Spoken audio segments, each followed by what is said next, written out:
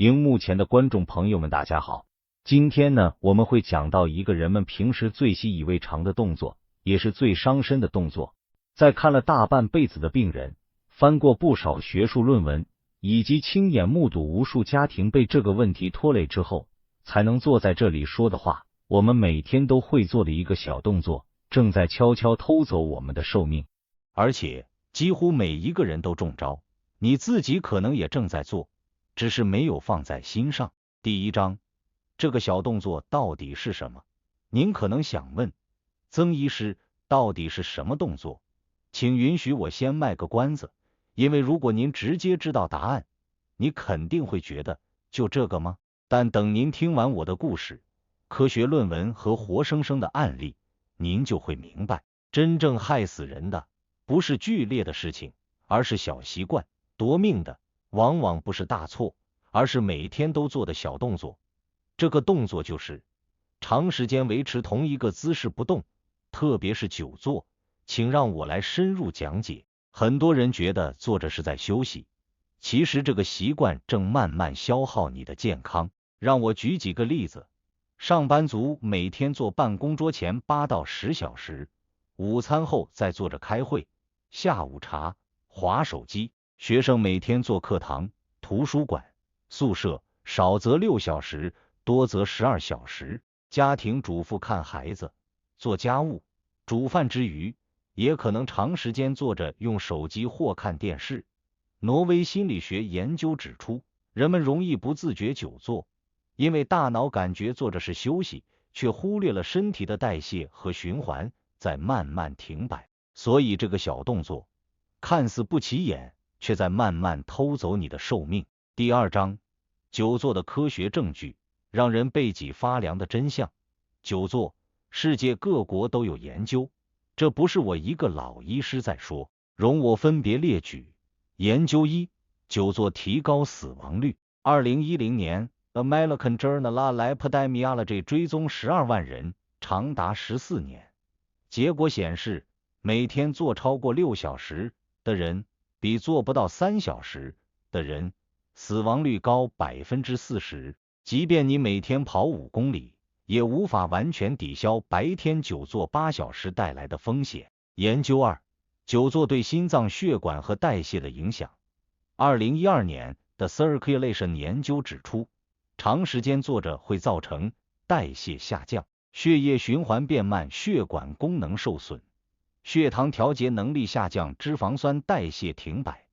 专家说，久坐和吸烟一样，是慢性自杀行为。研究报告3，久坐30分钟就开始变得危险。一家澳洲的健康研究院让20名健康成年人坐着看电视，仅30分钟后，下肢血流减少，血液粘稠度上升，静脉回流下降，发炎指标上升。光是半小时，你的血液就开始变危险。研究4，久坐与脑血管健康。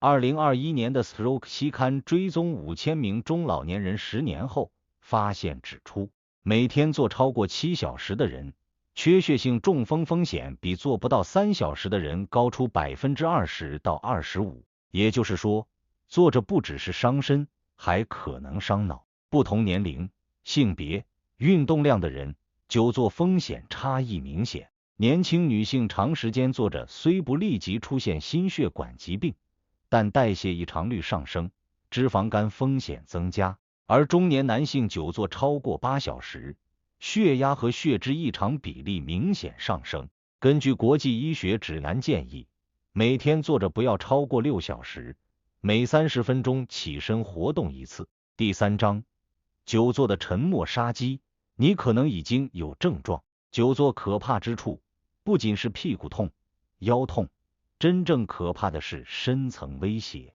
1，血栓风险上升。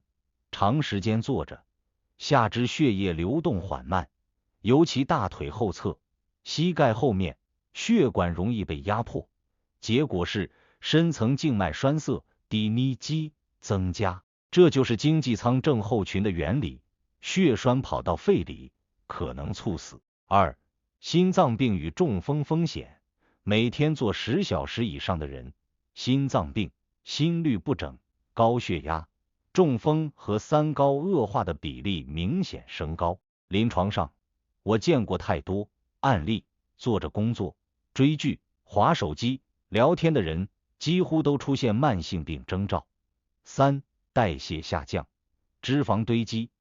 久坐让代谢率下降约30%，脂肪最容易堆在内脏，内脏脂肪高，容易引发脂肪肝、三高、糖尿病、前期血压升高、心血管疾病。研究指出，即便饮食正常的人，如果整天坐着，也会逐年增加内脏脂肪。四、肌肉萎缩与骨质流失，长期久坐会造成下肢肌肉萎缩，骨密度下降。50岁以上久坐族群，骨折风险比活跃族群高出15%到20%。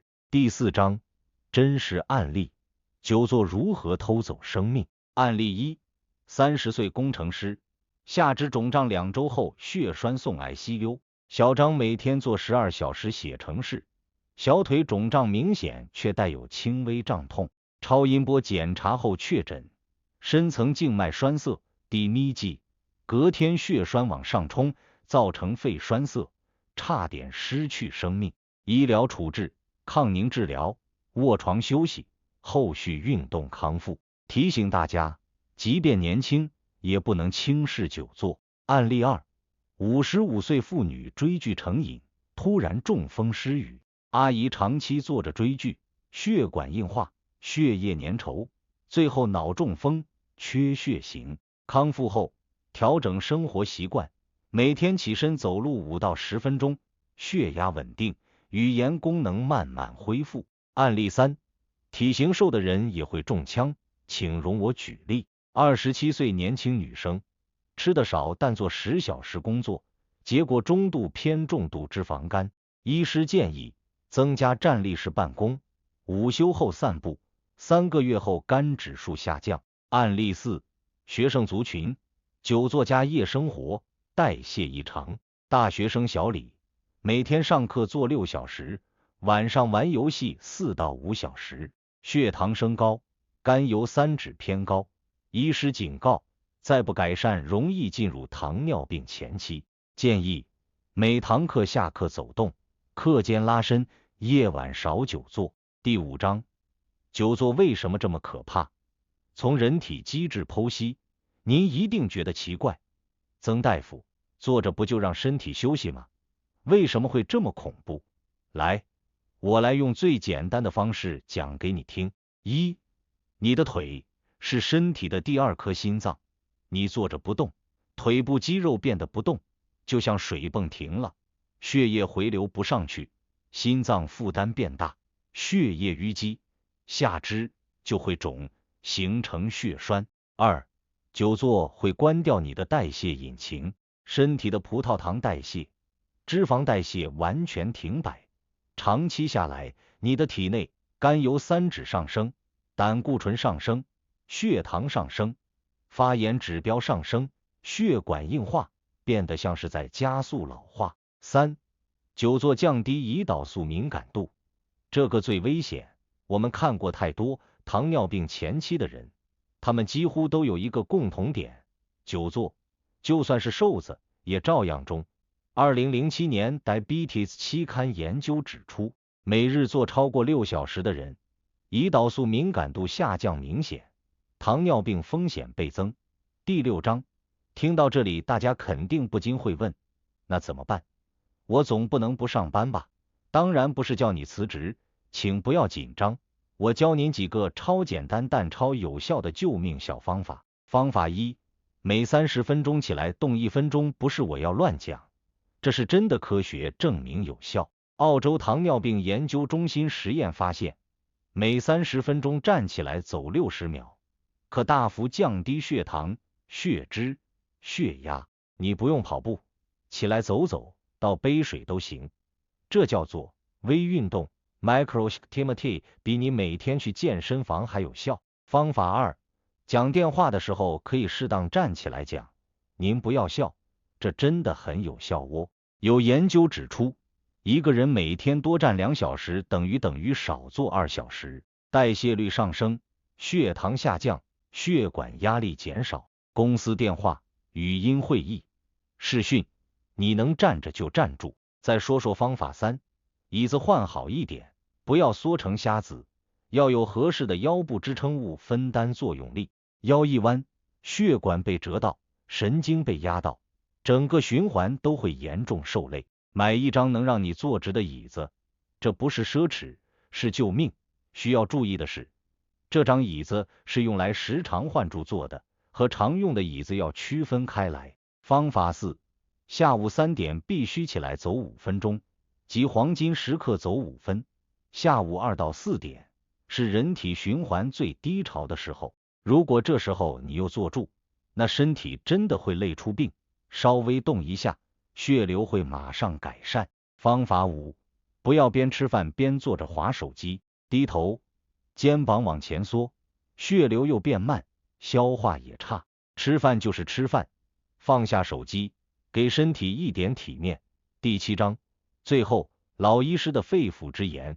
各位朋友，我做医生做了大半辈子，看过太多病人不是累死，不是吃死，而是作死的，这很害人，但却是事实。所以久坐绝不是小事。您觉得它不起眼，它却每天削减你的健康。你觉得它是习惯，它其实是慢性毒药。你觉得自己还年轻，它却在默默让你的血管、心脏、肝脏老化。我这一生最无奈的事情，就是看到太多人因为一个坐太久而失去健康，失去人生，失去生命。今天听完这一段，并不需要做什么大改变。从现在开始，每30分钟动一下，不要一天坐8小时，不要久坐，又久看手机，吃饱饭不要马上坐住不动。工作时要记得站起来伸伸腿，这样就好，缓解四肢僵硬，切勿一个姿势时间过长。您今天愿意开始动一点点，你的寿命、你的血管、你的心脏都会感谢你。非常感谢您观看今天的节目，那么我们下期再见。